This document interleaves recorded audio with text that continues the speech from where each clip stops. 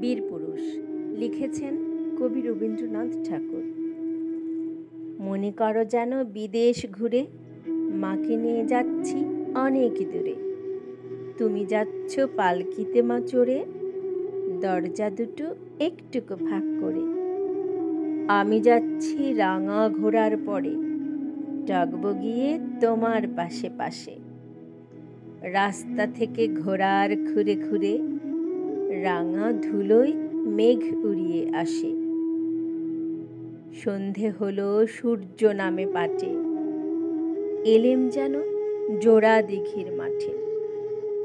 ধুধু করে যেদিক পানে চাই, কোনোখানে জনমানব নাই। তুমি যেন আপন মনে তাই, ভয় পেয়েছ ভাবছ এলেম কোথা। আমি বলছি ভয় করো না মাগো, ওই দেখা যায় মরা নদীর স্রোতা।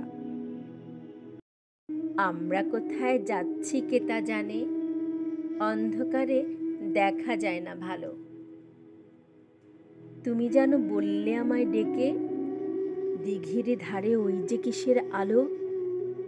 এমন সময় হারে রে রে রে রে, ওই যে কারা আসতেছে ডাকছে রে।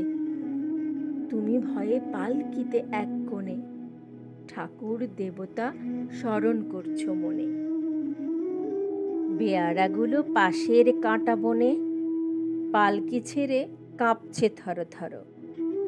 আমি যেন তোমায় বলছি ডেকে, আমি আছি, ভয় কেন মা করো। তুমি বললে যাস নে খোকা ওরে, আমি বলি দেখো না চুপ করে। ছুটিয়ে ঘোড়া গেলাম তাদের মাঝে, ঢাল তলোয়ার ঝনঝনিয়ে বাজে।